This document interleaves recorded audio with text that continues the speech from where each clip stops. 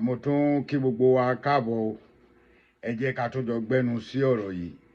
Ṣé rí gbogbo àwọn ọmọ Yorùbá nípa ẹ̀sìn?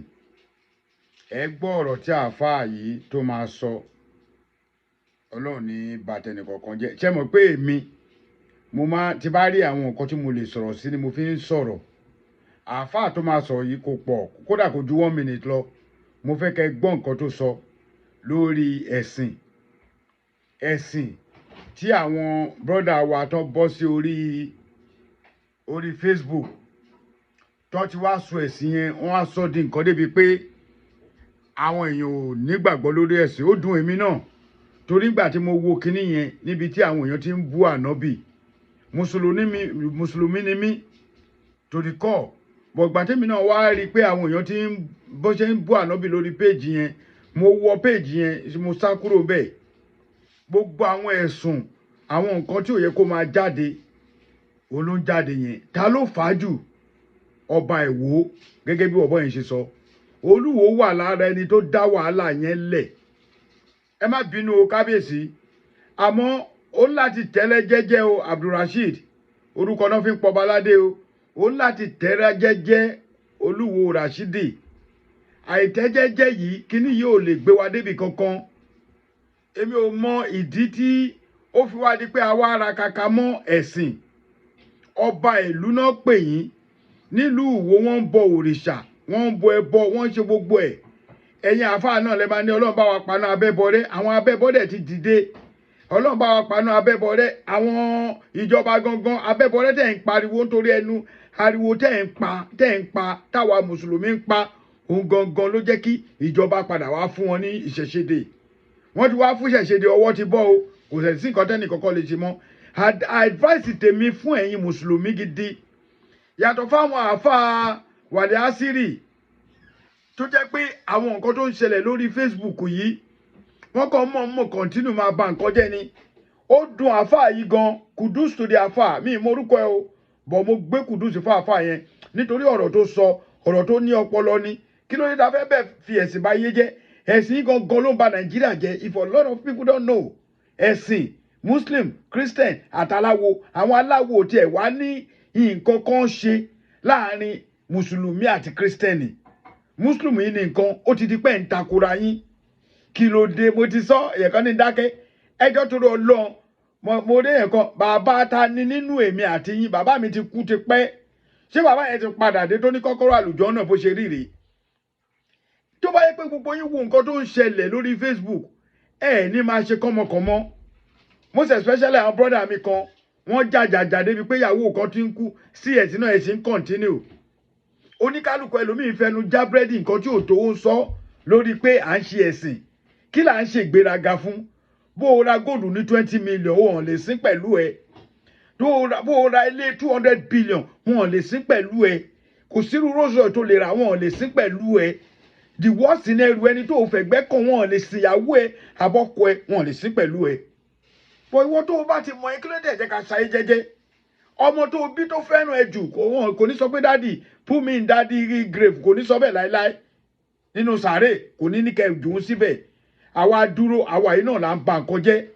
Ẹ̀sìn tí gbogbo wa ti ń ṣe nírọ̀rùn káàtì ẹ̀ mọ̀ yàtọ̀. Nígbà tá a kéré, ẹ má bínú ọ̀rọ̀ ilé tó 5 minutes. Nígbà tá a kéré, wọ́n máa gbé jollof rice wá. Ìyá lékejì, ìyá àwọn Kẹ́mi, sísá mi ẹ wà lórí péjì mi yìí. Màmá ti dàgbọ́, gbogbo màmá wọn yẹn ló ti kú sí, gbogbo everybody wọn ló ti kú. Tó yẹ pé nínú ilé kejì báyìí wọ́n máa gbé ráìsì wá. Inú tí gbogbo àwa tá a jẹ́ mùsùlùmí náà ti máa dùn. Wọ́n máa kó ráìsì sílẹ̀ báyìí, gbogbo máa jẹ ráìsì. Tó bá ti dàsìkò léyà, ó di dandan àwa náà máa serve round. Street wa, street tèmi gbé, street tí lọ́dọ̀ ìyá tèmi gbé, lọ́dọ̀ stepfather mi tí mo gbé 24 ní ilé yẹn dé. Tí n bá wo bóyá Muslim bí a fẹ́ tó bí 9 àbí 10 tí Christian jù wá lọ. Tẹ́ ẹ bá rí, a máa fẹ́ lánàá ẹ̀ bá nǹkan jẹ́. Níṣẹ́ ó di pé Christian ò lè lọ lé Muslim mọ́. Tó yẹ pé tẹ́lẹ̀tẹ́lẹ̀ àrélù Ṣọ̀gún Ògúnlọlá a máa lọ yọjú window ni. Èmi gangan tí mo kéré yìí living witness ní bí ṣe tún kéré tó. Torí nígbà tèmi ṣẹ̀ṣẹ̀ ń já lọ́kùnrin, mo ti ń fẹ́ ìyàwó mi. Nígbà tá a máa kọ́kọ́ ra fídíò, ìyàwó mi àǹkárá la fi ráàpù ẹ̀ wọlé.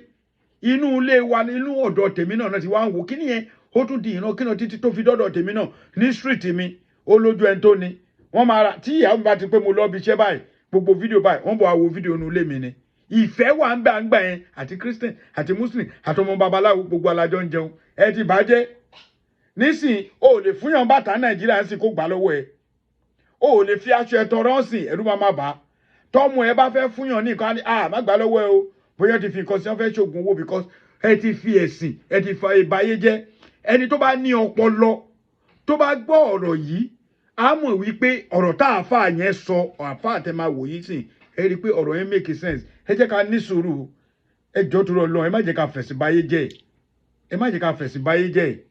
wàhálà ti ń ṣẹlẹ̀ nínú Islam lọ lè wo péjì MS bàbá bí wọ́n ṣe ń bú Ọlọ́run tí wọ́n ń bú ànábì Saheed Shittu Ahmed Yelman tẹni tọ́lọ́run lẹ́ ń ṣe àti gbogbo alùsùnà àti gbogbo sufi pátá tẹni tọ́lọ́run lẹ́ ń ṣe ẹ lọ lè wo MS bàbá ní TikTok máa pèsè péjì ẹ nísìn àti Facebook wo alọ́mọ bàbá àbí bikini kan ẹ lọ lè wo tẹ́ bá bí wọ́n ṣe ń bú Ọlọ́run tí wọ́n ń bú ànábì ẹ wá ní tọ́lọ́run lẹ́ ń ṣe tí wọ́n bá sì bú bàbá ẹ̀yin kọ̀ọ̀kan tá à ń sọ yìí ẹ jáde towótowó yín tágbára yín tí yín lẹ̀ nà wọ́n sì ti ń bú táwọn yìí sì ní follower gẹ̀ sí rí kankan sí gbogbo inú Ọlọ́run sẹ́yìn tó wájẹ̀ kejì ọba Ìwó ẹ̀yin lẹ́ ń kó àbùkù bá wa nínú Islam ọba Ìwó ẹ̀yin lẹ́ ń kó àbùkù bá wa nínú Islam tí wọ́n bá fẹ́ pe ìpè sínú Islam kì í ṣe bí wọ́n ṣe máa ń pè yẹn ni kì í ṣe bí wọ́n ṣe máa ń pè é wo àwọn àfáà tó wà mẹ́wọ̀n yìí pé bá wọn kí wọ́n kìlọ̀ fún yín ẹ̀ ń kó àbùkù bá wa so gbogbo ẹni tó bá mọ̀ pé tọ́lọ́ tànábì ló fẹ́ ṣe kì í ṣe bá bẹ́ẹ̀ ṣe mọ sátá òsà wọn lónìí ká mọ̀ bú òsà wọn tó fi wá di pé wọ́n ń bú Ọlọ́run wa wọ́n ń bú ànábì wa wọ́n ń sọ àwọn ọ̀rọ̀ tí ò dáa ẹ lọ sí péjì ẹ lè check péjì ẹ wò náà gbogbo ń tá ní gbogbo ń tẹ́ ń ṣe yọ Ọlọ́run nígbà lọ́wọ́ ẹnì kọ̀ọ̀kan yín àmọ́ tí wọ́n bá bú àwọn baba ńlá baba yín ẹ̀ dìde ẹ̀ mọ̀ gbéra yín lọ kóòtù ẹ̀ ráwọn ilé ìgbé lọ kóòtù látijọ́ yìí èmi ebúyàn wallahi èmi ebúyàn àmọ́ kí ni ẹ̀sìn kí láǹfààní ẹ̀sìn wa tí èso Ọlọ́run tó jà nábì lọ alukurani gẹ́gẹ́ lẹ̀sìn wa náà wọ́n wọ bẹ̀ wọ́n tún ní tukutu ẹ̀ sì jáde gbogbo yín pátá òjò pẹ̀lú Ọlọ́run kí la fi ń jolórí sí gbogbo ẹ̀yin aṣíwájú wa nínú ẹ̀sìn ní gbogbo ilẹ̀ yóò bá ẹ̀ rojọ́ pẹ̀lú Ọlọ́run wallahi azim kódà èmi tí mo ń sọ̀rọ̀ yìí pátí mi náà bá kó bẹ́ẹ̀ kú mi kọ́ lọ́hùn wo.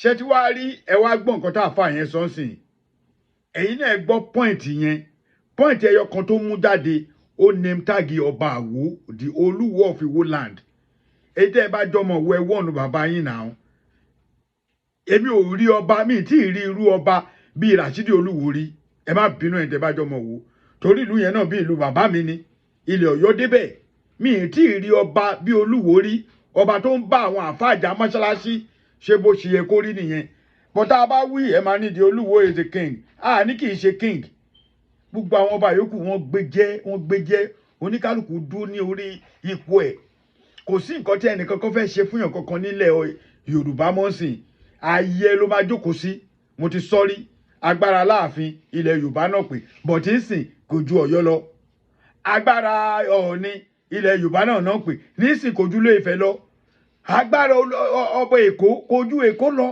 kò ju Ilé Èkó lọ agbára Àwùjalẹ̀ inú ilé Àwùjalẹ̀ ni pẹ̀lú bá tún ṣe ń sọ yìí gangan agbára àwọn ọba yìí gangan ó tún níbi tó tún ranlẹ̀ sí nínú ìlú wọn tó bá ṣe kóbokòbó sì wọ́n gbé lọ́kọ̀tù ni kí la wá ń wí ẹjọ́ tó lọ lọ́wọ́ Ọlọ́run ní jẹ́ kó bàjẹ́ o Hadi Almaroof náà ni o brọ́dà yín ẹ̀gbọ́n yín àbúrò yín ẹ bá mi subscribe ẹ follow ẹ tẹ̀lé mi ẹ share page yẹn for more information follow Hadi Almaroof TV too. Thank you.